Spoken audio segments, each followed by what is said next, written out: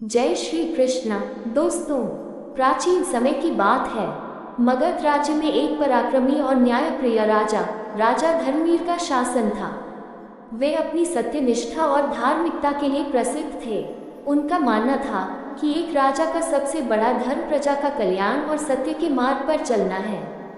राजा धर्मवीर वृद्ध हो रहे थे और उन्हें अपने उत्तराधिकारी की चिंता सताने लगी। उनका एकमात्र पुत्र युवराज अजय बलशाली तो था, लेकिन राजा को संदेह था कि क्या वह सत्य और धर्म के मार्ग पर चल पाएगा। राजा चाहते थे कि राज्य का अगला शासक वही बने जो न केवल शक्तिशाली हो, बल्कि सत्य और नैतिकता को सर्वोपरि माने। एक दिन राजा ने पूरे राज्य में घोषणा करवाई कि वे अपने उत्तराधिकारी का चयन करने के लिए एक विशेष परीक्षा लेंगे। इस परीक्षा में हिस्सा लेने के लिए राज्य के सभी योग्य युवाओं को आमंत्रित किया गया। राजा ने सभी प्रतिभागियों को एक एक मिट्टी का पात्र और कुछ बीज दिए और कहा, जो व्यक्ति सबसे सुंदर और स्वस्थ पौधा उगाएगा वही मेरे राज्य का उत्तराधिकारी बनेगा। युवराज अजय भी इस परीक्षा में शामिल हुआ। उसने बड़े प्रेम से बीज को मिट्टी में डाला, रोज पानी दिया और देखभाल की, लेकिन कुछ हफ्तों बाद भी उसमें से कोई अंकुर नहीं निकला।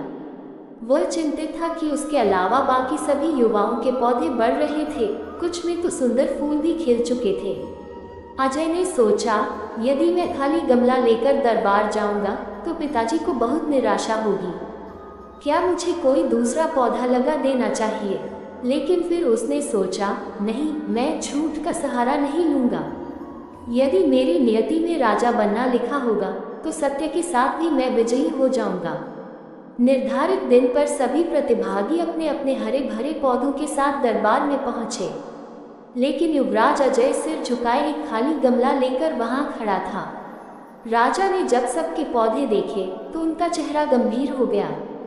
फिर उन्होंने युवराज अजय से पूछा, बेटा, तुम्हारा पौधा कहाँ है? अजय ने ईमानदारी से जवाब दिया, पिताजी, मैंने पूरी मेहनत की, लेकिन बीज अंकुरित ही नहीं हुआ। मैं कोई दूसरा पौधा लगा सकता था, लेकिन मैंने सोचा कि सच बोलना ही सबसे बड़ा धर्म है। इतना सुनते ही राजा धर्मवीर मुस्कुरा उठे और सिंहासन से खड़े होकर बोले, यही मेरे राज्य का उत्तराधिकारी बनेगा। पूरे दरबार में सन्नाटा छा गया।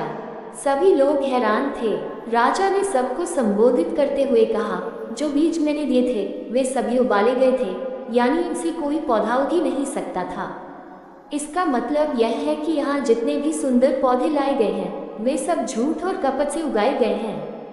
केवल अजय ने सत्य का मार्ग अपनाया और वही इस राज्य का असली हकदार है।